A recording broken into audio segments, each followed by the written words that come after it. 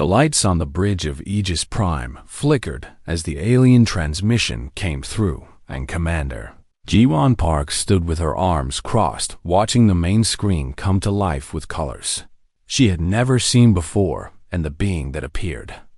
was massive and made of something that looked like living crystal that shifted between blue and purple with each movement. Creature spoke, and the translation came through clear enough, but the tone was unmistakable, and it was the voice of someone who had never been told no in their entire existence, and Ji-won listened without moving a muscle as the alien explained that Earth had been discovered, and that the Galactic Council now demanded complete surrender. The Council had ruled the galaxy for 10,000 years, and every new species had submitted to their authority without question, and now it was humanity's turn to bow down and accept guidance for the next 5 centuries, and the alternative was something the alien called corrective measures, and the way it said those words made several of the crew members shift nervously in their seats. Ji-won glanced at her tactical officer, Min-ho Lee, who was studying his console with intense focus, and his jaw was tight, but his hands were steady as he pulled up data on the alien fleet that had positioned itself at the edge of the solar system, and the numbers were not encouraging, and 300 warships sat out there waiting, and each one was larger than anything humanity had ever built. Alien continued talking about disarmament and submission and protocols, and Ji-won felt something cold settle in her chest, and it was not fear exactly, but something closer to anger, and she had spent 20 years in the military and fought in 3 wars to unify Earth under one banner, and she had not done all of that just to hand over humanity freedom to some crystal being who thought might made right. When the alien finally stopped talking and waited for her response, Ji-won took a single step forward, and she smiled. And it was not a friendly smile, and it was the smile of someone who had been in too many fights to back down from one more. She said they appreciated the introduction to galactic politics, and her voice was calm and steady. And she said humanity would need some time to discuss the proposal. And then she said something that made the alien freeze. And she told it to bring more ships because 300 would not be enough. The transmission ended, and the bridge was silent for exactly 3 seconds before chaos erupted, and officers were shouting questions, and someone was already trying to calculate how long they could hold out against an alien armada, and Hannah Kim from engineering was demanding to know what kind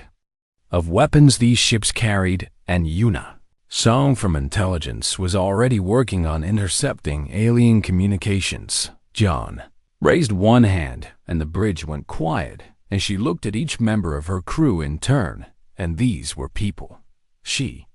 had served with for years, and they had survived impossible situations before.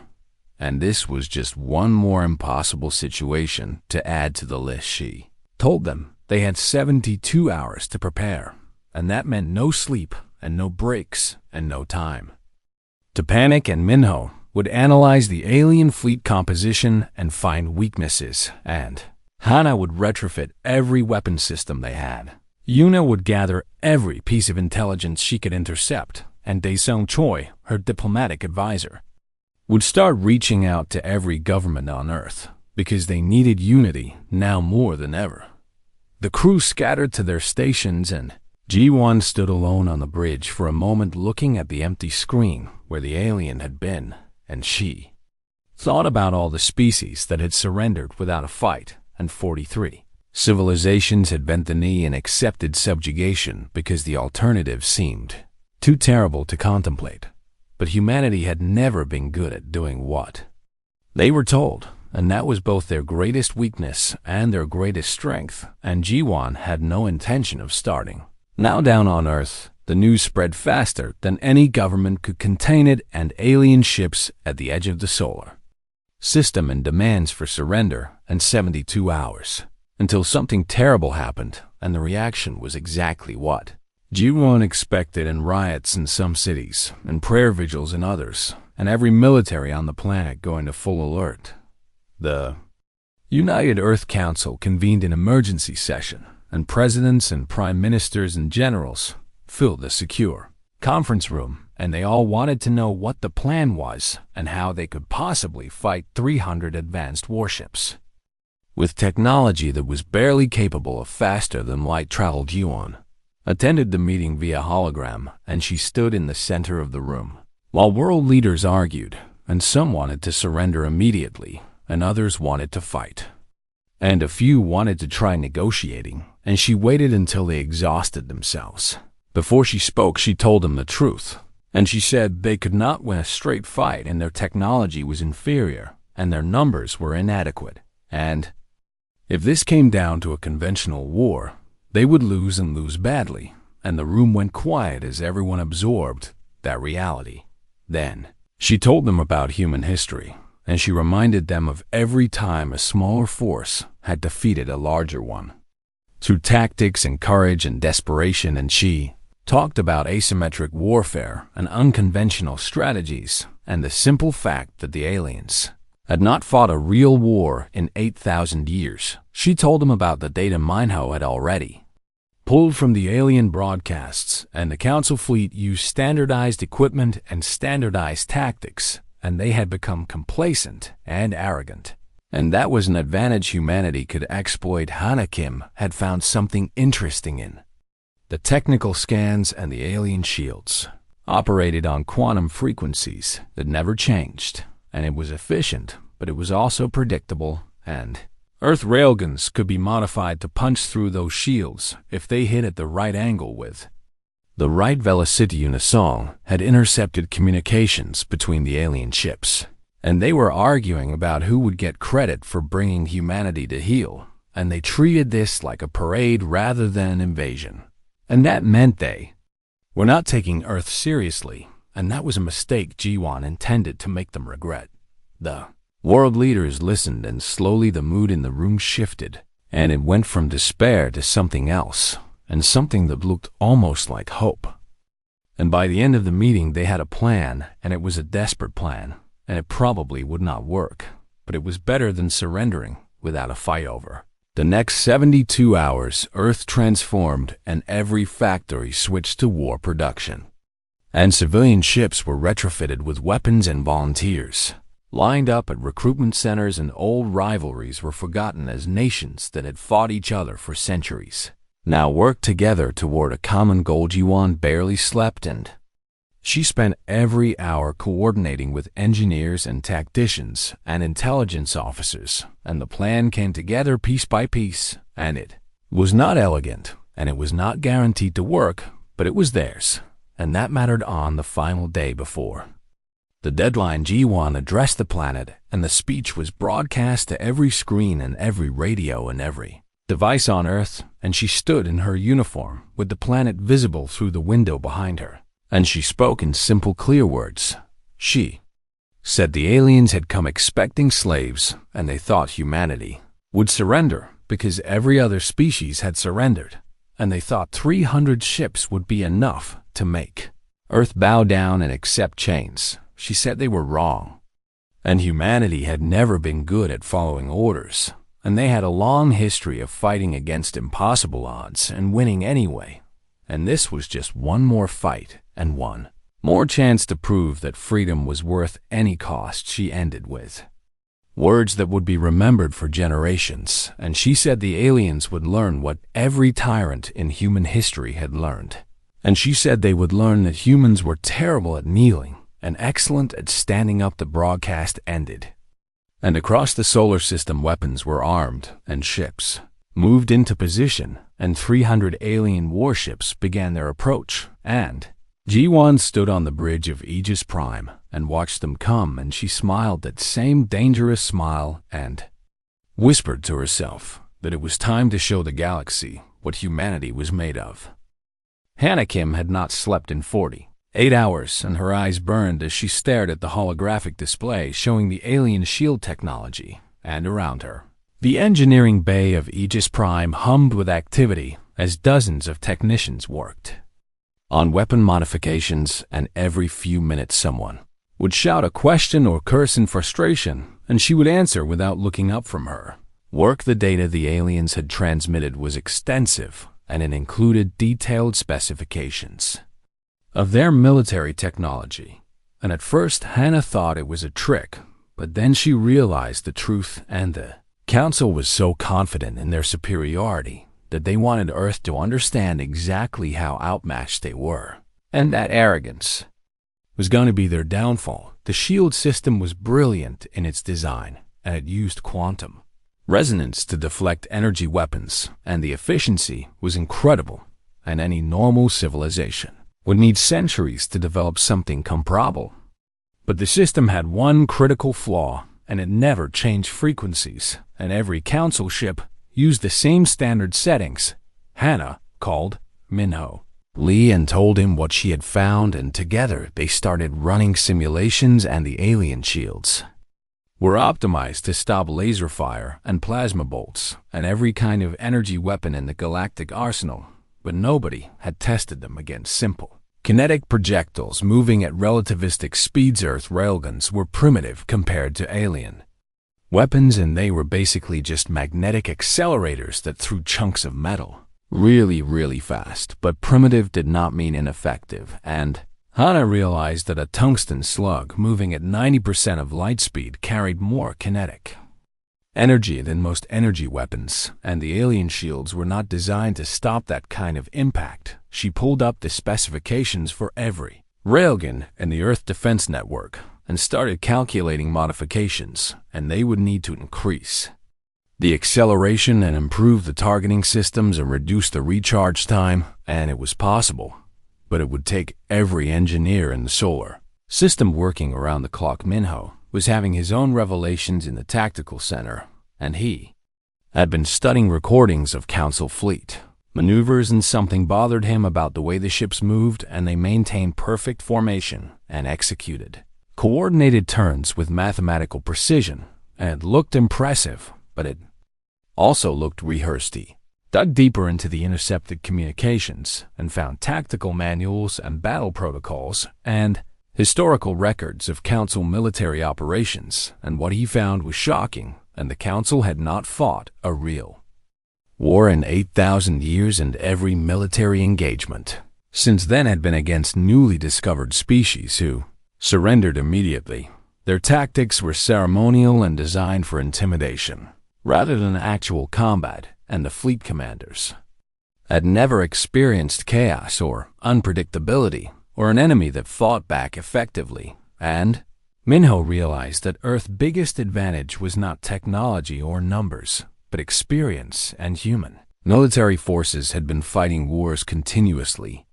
for thousands of years. He started developing a battle plan based on that insight, and the key was to break the alien formation and force individual ship commanders to make decisions without coordinating with the fleet, and humans were good at chaos and good at adapting, and if they could turn the battle into a confused brawl instead of an organized engagement, they might have a chance. Yuna Song sat in the intelligence center surrounded by screens showing intercepted alien communications, and she had learned their language in 36 hours. Through a combination of translation software and pattern recognition, and now she was eavesdropping on every conversation between council ships, and what she heard was fascinating. The 12 species that made up the council were not unified, and they argued constantly about status and prestige, and who deserved credit for various accomplishments and right. Now they were arguing about Earth, and some wanted to destroy the planet as an example, and others wanted to subjugate humanity and use them as laborers, and a few seemed almost reluctant to attack at Yuna focused on those reluctant voices, and one species called the Tithera kept questioning whether this was necessary, and they pointed out that Earth had not attacked anyone and had simply refused to surrender, and maybe that was not actually a hostile act, and the other council members dismissed these concerns. But Yuna filed the information away because a divided enemy was a vulnerable enemy. She also found something else in the old council records, and 8,000 years ago, there had been another species called the Architects who developed artificial intelligence and nearly destroyed all biological life in the galaxy, and the council had formed specifically to stop them, and their strict rules about technology and military power were meant to prevent another AI catastrophe. Yuna shared this with Daesung Choi, and he immediately saw the implications.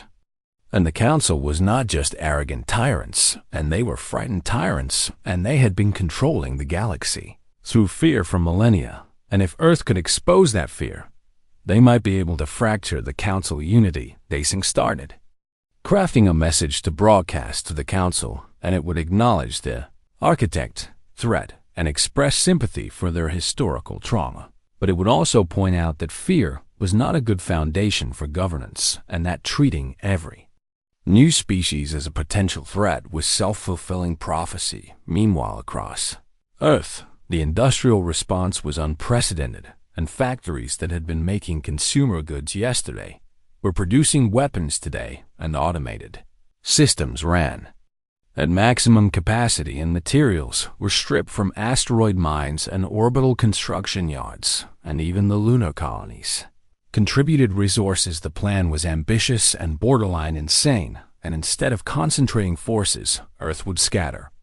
thousands of small automated drones throughout the solar system, and each drone carried a single electromagnetic pulse charge, and they were cheap and expendable and individually worthless, but in large numbers they could swarm the alien ships and disrupt their shield. Civilian volunteers worked alongside military personnel, and retired engineers came out of retirement, and students from technical schools dropped everything to help. And the unity was something Ji-won had never seen before, and she watched it happen and felt something like pride mixed with grief, because she knew many of these people would not survive what was coming. Ji-won spent the second day visiting various installations, and she went to the lunar railgun batteries and the asteroid belt defense stations and the orbital shipyards, and everywhere she went people stopped work to listen, and she did not give speeches, and she just thanked them and told them their work mattered. The Mars defense platform, she met a young pilot named Kyungmin, who looked barely old enough to shave, and he asked her if they really had a chance, and Ji-won did not lie to him, and she said the odds were bad, and they would probably lose, and many of them would die, but they would make the aliens pay for every meter of space. Kyungmin nodded and said that was good enough, and he went back to his fighter, and Ji-won watched him go and thought about all the young people who would follow him into battle, and she had sent people to die before, but never on this scale. The third day brought new developments, and Hana had finished the railgun modifications, and test firing showed they could penetrate the alien shields if they hit at the right angle, and the success rate was only about 60%, but that was better than zero, and they would work with what they had. Minho had completed the tactical plan, and it involved using Earth gravity wells and planetary orbits to mask movements and launching attacks from unexpected angles. And the key was to never let the aliens establish a clear battle line, and to keep them reacting instead of acting. Juna had intercepted a message from the Tithra ambassador to the council leadership, questioning the ethics of destroying Earth, and the other council members had shut down the discussion, but the fact that it happened at all meant there were cracks in their unity. Daesung had opened a secret communication channel with the Tithra, and they were cautious but willing to talk, and they could not openly defy the council, but they agreed to delay their own forces and arrive late to the battle, and every ship that did not participate was one less enemy to fight. As the deadline approached, Ji-won gathered her senior staff for one final briefing, and they reviewed the plan and checked every detail and made peace with what was about to happen. And she looked at these people who had become her family and told them she was honored to serve with them. Minho said they run every simulation, and the plan had a 12% chance of success, and everyone laughed because 12% was better than they expected. And Hannah added that her teams had done everything possible, and the weapons would work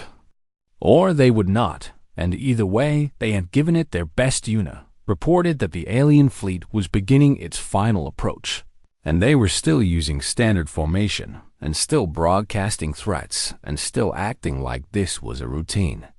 subjugation. And Daesung said The Tithra had confirmed they would hold back their forces, and that removed 40 ships from the enemy. Count Juan stood and thanked them and said that whatever happened in the next few hours, they had already accomplished something remarkable, and they had unified Earth and shown humanity that some things were worth fighting for. And if they died, at least they died free. The crew dispersed to their stations, and G1 remained alone. The Council Armada entered the inner solar system in perfect formation, and 300 warships moved as one, and their hulls gleamed with colors that should not exist, and each ship was 3 times larger than the biggest Earth vessel, and they advanced with the confidence of predators who had never faced real prey. The lead dreadnought transmitted one final message, and the crystalline Vorath commander appeared on screens across Earth and demanded immediate surrender and unconditional submission, and the aliens expected compliance, and 8,000 years of dominance had taught them that everyone eventually bent the knee. Juan sat in her command chair on Aegis Prime and watched the transmission with an expression that revealed nothing, and around her the bridge crew waited in tense silence, and somewhere in the distance alarms were already starting to sound as weapon systems came online and targeting solutions were calculated. When the alien finished talking, G1 did not respond with words. Instead, she gave a single hand signal to Minho, and he entered the command code, and somewhere on the dark side of the moon, a railgun that had been charging for the last 6 hours released its magnetic locks. The tungsten slug was 3 meters long and weighed 2 tons and accelerated through a track that stretched for 15 kilometers, and by the time it left the barrel, it was moving at 0.9 light speed, and the projectile crossed the distance to the alien dreadnought in seconds. The Council shields activated automatically, but they were designed for energy weapons, and the quantum frequencies that deflected lasers did nothing to stop solid matter, and the slug punched through the barrier like it was not there and struck the command bridge of the lead dreadnought, and the kinetic energy of the impact was equivalent to a small nuclear weapon. The alien ship went dark, and emergency systems failed across its forward sections, and the dreadnought listed to one side as internal explosions rippled through its hull, and the Council fleet stopped advancing, and for the first time in 8,000 years, they experienced something they had forgotten existed, and it was called fear. Chaos erupted across the alien communications channels, and captains were screaming questions and demanding orders and trying to understand what had just happened, and their doctrine had no protocols for this, and nobody had ever struck first against a peaceful delegation, and the confusion bought Earth precious seconds. G1 did not waste those seconds, and she gave the order, and every hidden weapons platform in the solar system opened fire at once, and railgun slugs launched from the moon and Mars and the asteroid belt, and dozens of satellites that looked like space debris suddenly revealed themselves as camouflaged weapon systems. The barrage was not precise, but it did not need to be, and thousands of projectiles filled the space where the Council fleet had congregated, and some missed completely, and some were stopped by shields that adapted too slowly, and some hit their targets dead center, and more alien ships went dark as kinetic rounds tore through their hulls. Council fleet tried to form a defensive perimeter, but Minho had predicted their response, and he had positioned Earth forces to attack from multiple angles, and the aliens could not concentrate their shields in all directions at once, and human tactics were chaos and unpredictability, and nothing like the orderly engagements the Council was accustomed to. Lieutenant Kyungmin led his fighter squadron in a diving attack from above the solar plane, and his ship was tiny compared to the alien vessels, but it was fast and maneuverable, and he came in at an angle the Council shields were not optimized to defend against, and his wing fired a spread of missiles that detonated against an alien cruiser flank. The explosions themselves did minimal damage, but that was not their purpose, and the electromagnetic pulse from the warheads disrupted the quantum resonance of the shields for exactly 4.3 seconds. And that was long enough for a railgun platform on Ceres to put a slug through the exposed section, and the alien cruiser broke in half all. Across the battlefield, similar exchanges were happening, and human forces would sacrifice drones or missiles to create shield gaps and then follow up with kinetic strikes, and it was wasteful and inefficient. And absolutely devastating because the Council had no experience defending against enemies willing to trade resources for small advantages. Hannah Kim monitored the weapon's performance from engineering, and she watched as the modified railguns performed better than expected, and the success rate was closer to 70% instead of 60%, and she coordinated with firing solutions to maximize the effect, and her team worked like a machine, and recalibrating and adjusting and squeezing every bit of effectiveness from their weapons. The alien fleet began to adapt, and their shield operators started cycling frequencies to compensate for the kinetic impacts and their energy. Weapons finally began finding targets, and when those weapons hit, they were catastrophic, and Earthships simply ceased to exist under the alien fire. The orbital station Harmony took a direct hit from a plasma lance, and the entire structure vaporized in an instant, and 3,000 people died before they knew what happened. And Jiwon watched it happen on her displays and felt something cold settle in her chest, but she could not afford to grieve and nod. Yet she ordered all Earth vessels to adopt evasive patterns, and Minho had predicted this too, and human ships began moving erratically and using thrust vectors that made no tactical sense, and the random acceleration patterns confused the alien targeting computers that were designed for predictable movements. The battle became a confused brawl, and exactly what Minho had planned, and the Council formation had completely broken down, and individual ships were making their own decisions, and some tried to regroup, and others pursued human vessels, and a few started retreating toward the outer system. And the unity of the Armada was Goni Yuna Song was monitoring communications, and she heard the panic in the alien voices, and Council captains were arguing with each other and blaming each other and demanding reinforcements that did not exist. And she fed this information to Daesung, who began broadcasting messages that exploited the divisions. Daesung spoke directly to the Tidra ships and reminded them that Earth had done nothing to deserve destruction, and he spoke to other Council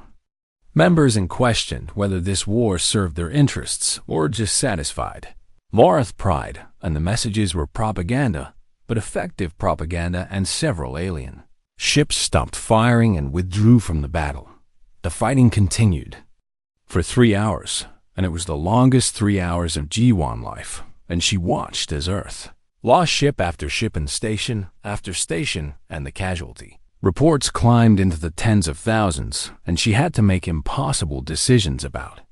which forces to sacrifice and which to preserve. Kyungmin O Squadron ran out of missiles and started using their ships as battering rams, and he personally crashed his fighter into the engine section of an alien destroyer, and the explosion took out the destroyer propulsion and left it drifting helplessly. And Kyungmin ejected at the last second, and his suit beacon showed he was alive, but there was no time for rescue. Hannah Kim teams kept their railguns firing, even as some of the platforms came under direct attack, and the Ceres installation took 3 hits before it finally went silent, and 200 engineers died at their posts and never stopped working. And the last message from the station commander was a simple acknowledgement that they had achieved their firing quota by the 4th hour. The tide was turning, and not in Earth favor, but not completely against them either, and both sides were exhausted and battered and running low on ammunition, and the aliens had lost 80 ships destroyed and another 30 damaged badly enough to withdraw, and Earth had lost nearly half its defensive fleet. Then something unexpected happened, and the Tidra ships broadcast a message to the entire Council fleet, and they declared that they would no longer participate in what they called an unjust war, and they formally withdrew their forces, and 40 ships turned around and left the battlefield. The shock of That defection rippled through the alien fleet, and for the first time in 10,000 years, the Council unity had been broken in public, and other species began questioning their orders, and a few more ships withdrew, and suddenly the Council fleet was not 300 strong anymore. G1 saw the opening and pressed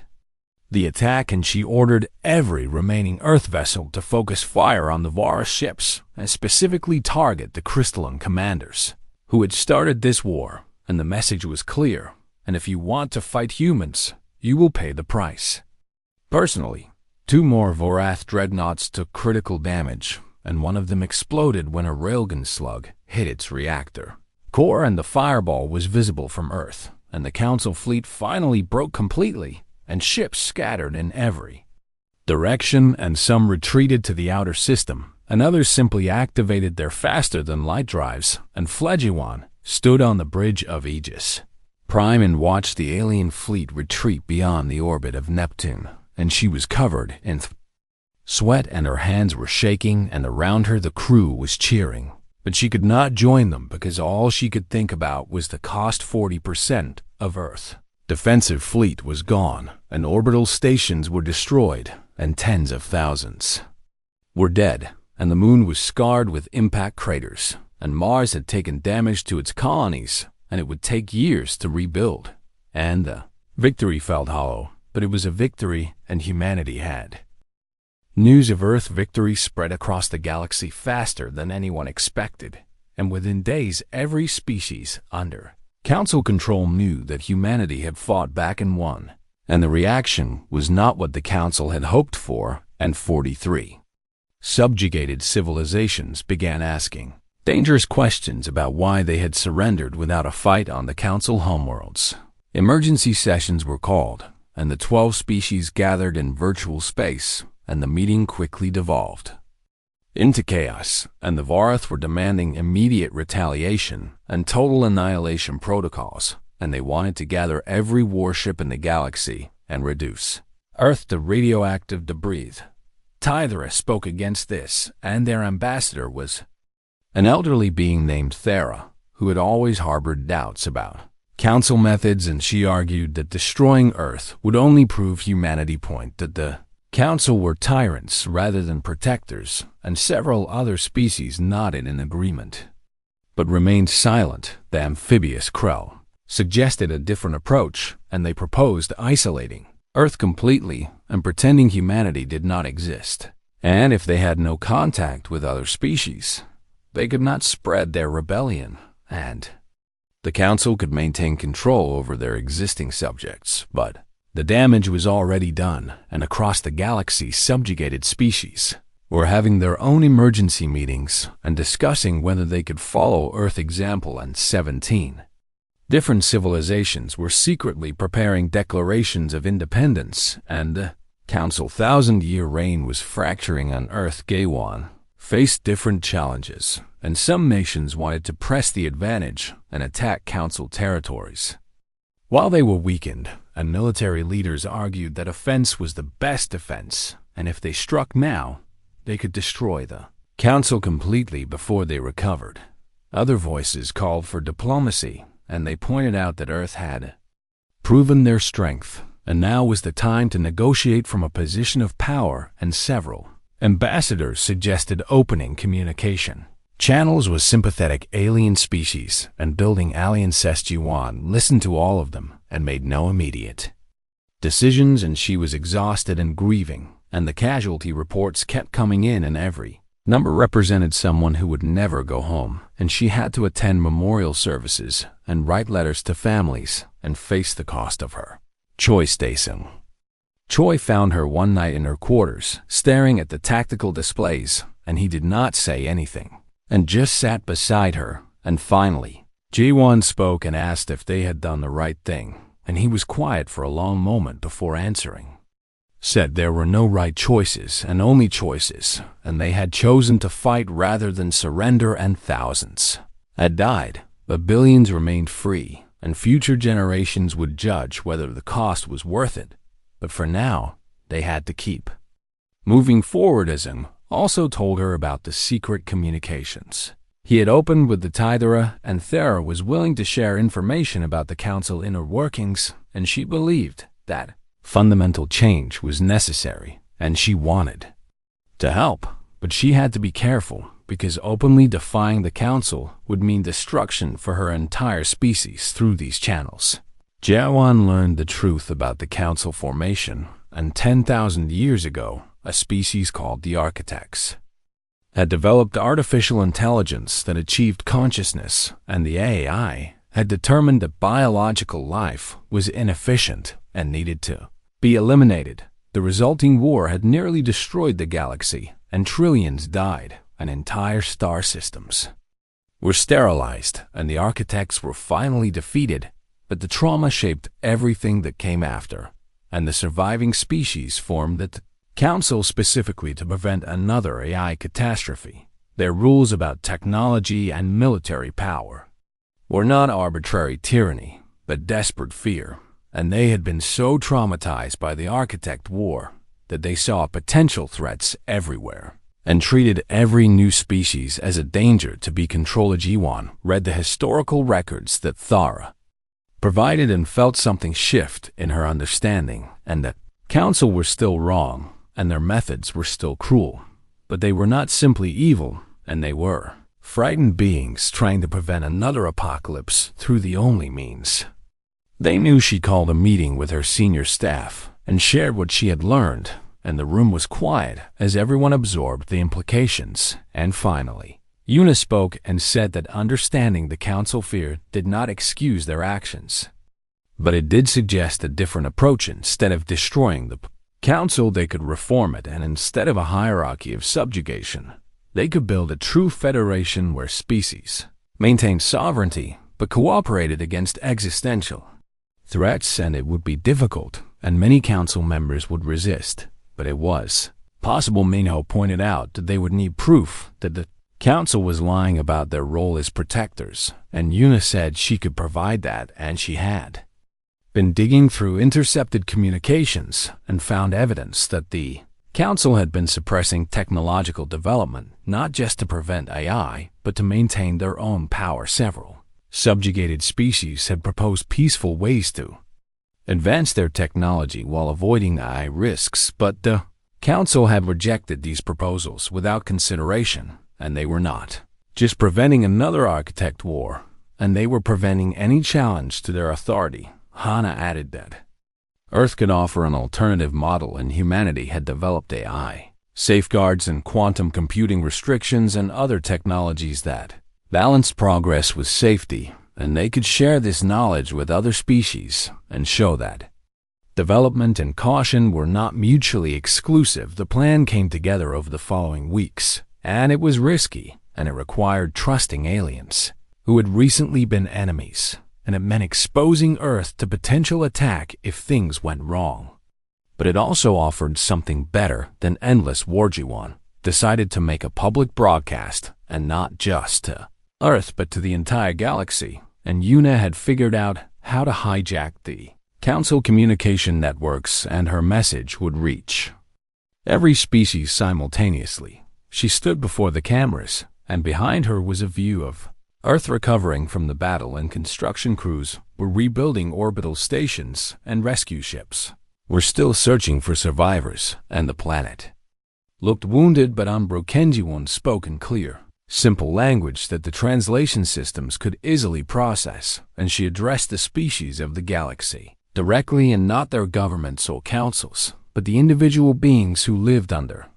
those systems. She told them about the battle, and about Earth's refusal to surrender, and about the cost of that choice, and she did not glorify war or pretend it was glorious. And she was honest about the thousands who died and the families who grieved,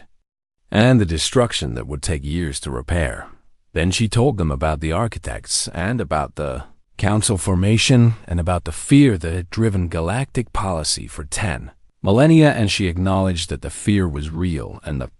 threat had been genuine. But fear was not a good foundation for civilization. She explained that Earth had developed its own AI safeguards, and other species could do the same, and progress did not have to mean extinction, and caution did not have to mean stagnation, and there was a middle path between the architect's recklessness and the council paralysis finally. She proposed a new system and a true federation where each species maintained sovereignty, but cooperated against common threats, and where decisions were made by consensus rather than dictate, and where fear was replaced by trust. She ended with words that would be debated and analyzed for generations, and she said that humanity had not fought for the right to be alone, and they fought for the right to stand as equals, and she invited any species that shared that vision to join them in building something better. The broadcast ended, and the reaction was immediate and violent, and the council denounced her as a liar and a warmonger, and the Vorath called for her execution, and several species praised the council wisdom and condemned Earth arrogance, but other voices rose in support, and the Tidera publicly acknowledged that G1 was telling the truth, and they called for council reform, and within hours, 3 other species joined them, and then 5 more, and then 10, and the fractures in council unity became canyons on Earth. There was celebration and fear in equal measure, and people were proud of their commander, but also terrified of what would come next, and would the council attack again, and would other species join Earth, or would humanity stand alone? G1 watched the galactic response unfold and tried to calculate the odds, and Minho said it was impossible to predict because there were too many variables, and Hana said they should focus on rebuilding their defenses in case the worst happened, and Yuna said intelligence suggested at least 20 species were considering leaving the council. Desung received a direct communication from Thera, and the Tidera had formally withdrawn from the council and declared themselves independent, and they invited Earth to join them in forming a new alliance, and 5 other species had made similar declarations. Within 3 months, the Galactic Council had collapsed, and it did not happen all at once, but rather crumbled piece by piece, and 5 species withdrew completely and declared neutrality, and 7 formed a coalition with Earth and the Tidera, and this new group called themselves the Sovereign Species Alliance. The Vorath and 2 other species refused to give up power, and they formed an isolationist bloc and threatened war against.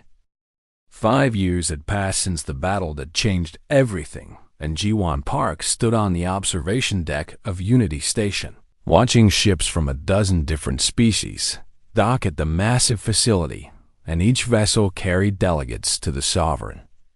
Species Alliance Assembly, and the sight still amazed her even after all this time. She was no longer Commander Park, and her new title was Ambassador Park, and she represented Earth in the reformed galactic community, and the transition from military officer to diplomat had been difficult, and there were days when she missed the clarity of command and the simplicity of having an enemy to fight. Minho Lee stood beside her, and he had followed her into diplomatic service and become her chief military advisor, and together they had helped write the new alliance charter and establish protocols for cooperation, and he was better at politics than he admitted, and his tactical mind translated well to diplomatic maneuvering. The alliance had grown beyond its initial 7 members, and now 18 species had joined, and 3 more were in the process, and each new member brought resources and knowledge and perspectives, and the cultural exchange was overwhelming and fascinating, and sometimes exhausting. Hannah Kim led the technology sharing initiative, and it was her job to facilitate knowledge transfer between species while maintaining safeguards against dangerous developments, and she worked with alien engineers to develop new propulsion systems and energy sources and communication technologies, and Earth was learning as much as it was teaching. Daesung Choi had become the Alliance lead diplomat, and his ability to build bridges between former enemies was legendary, and he had personally negotiated peace between 2 species that had been at war for centuries, and his patience and insight had saved the Alliance from collapse more than once. Yuna Song commanded Alliance intelligence, and she had built a network that spanned the galaxy, and her people monitored for threats and gathered information and prevented conflicts before they started, and she had also uncovered 3 attempts by the Vareth to sabotage the Alliance, and each time her early warning had prevented disaster. The Old Council. Territories had fractured into 3 groups, and the isolationist bloc, led by the Vareth, controlled about 30% of former Council space, and they refused contact with the Alliance, and maintained strict borders, and threatened anyone who approached the neutral species controlled another 40%. And they had not joined the Alliance, but they traded with its members and maintained diplomatic relations, and they were cautious but not hostile, and several seemed to be considering membership.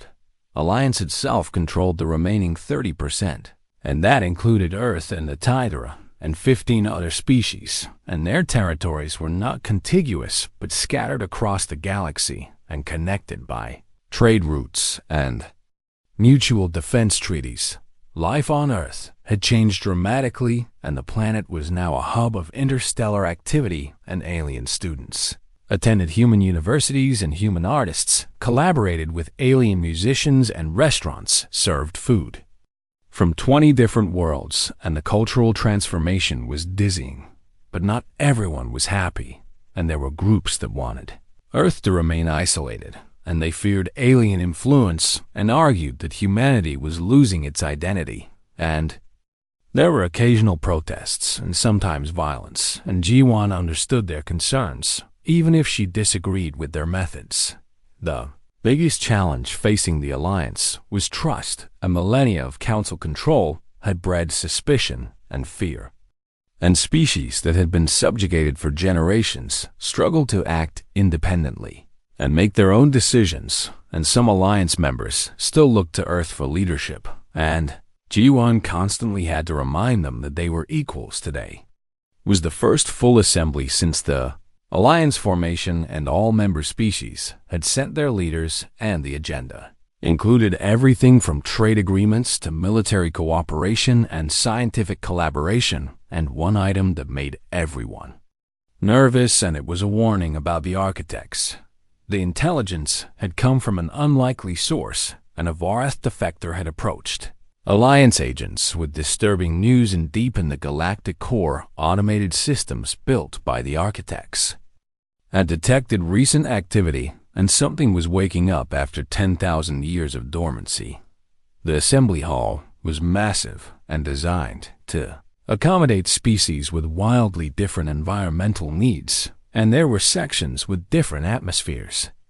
and gravity levels and temperature controls and translation systems that converted all speech into every language simultaneously. Watched as the delegates gathered, and she saw Thara, the elderly Tydra, who had been the first to support Earth, and she saw representatives from the aquatic Delmer and the silicon-based Queen and the energy being lumens and dozens of others, and each species was unique and beautiful and strange. Assembly was called to order, and Daesung presented the intelligence about the architect systems, and the room fell silent as everyone absorbed the implications and the nightmare that had shaped galactic history for 10 millennia was returning. One delegate asked if they should contact the Vareth and warn them, and another said the isolationists had made their choice and should face the consequences alone, and the debate quickly became heated, and old resentment surfaced, and the room divided along predictable lines. Then something unexpected happened, and a Vorith ship arrived at Unity Station and broadcast a request for emergency audience with the assembly, and security protocols required unanimous consent to allow them entry, and several delegates immediately objected, and the Vorith had tried to destroy Earth and sabotaged Alliance operations, and why should they be trusted? Jiwan stood and called for order, and she reminded the assembly that the Alliance was founded on principles of cooperation and redemption, and if they refused to listen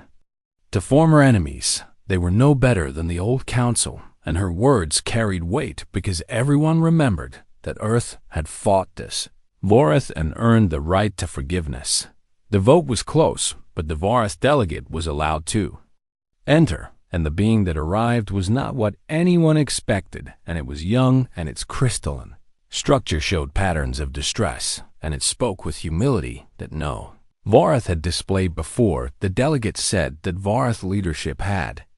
detected the architect awakening, and they had initially planned to handle it alone, but their analysts determined that the threat was beyond any single species' capability, and the delegate admitted that the Vorath had been wrong about many things,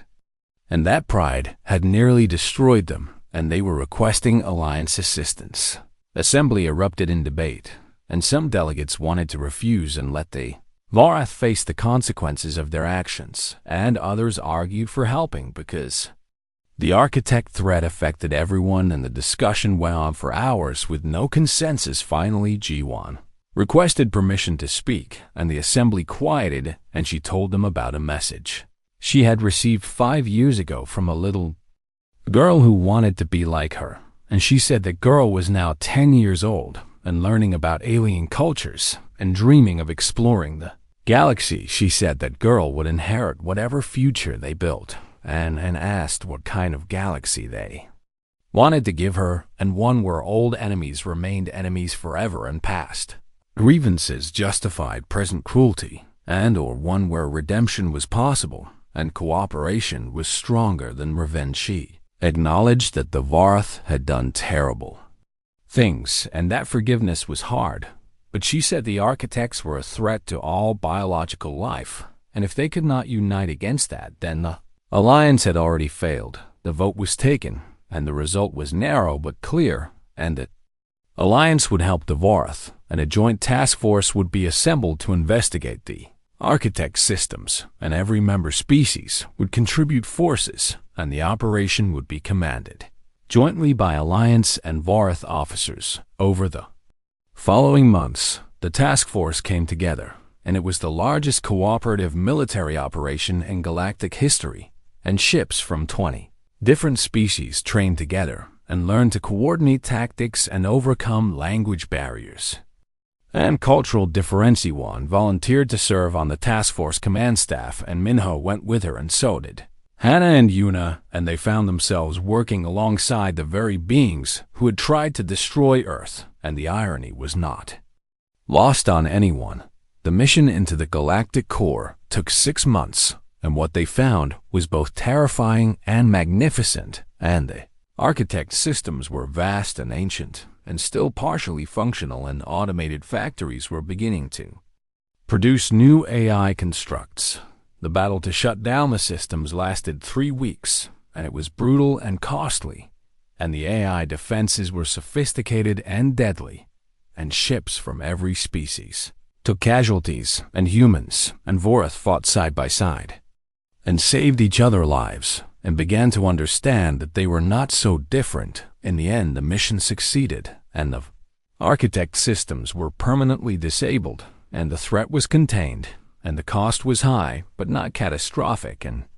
the victory belonged to everyone who participated. The return to Alliance space was triumphant, and not because they had won a military victory, but because they had proven that cooperation was possible, and species that had been enemies could become allies, and old wounds could heal. The Vorath formally applied for alliance membership, and the debate was intense and painful, and many delegates opposed it and the crimes of the past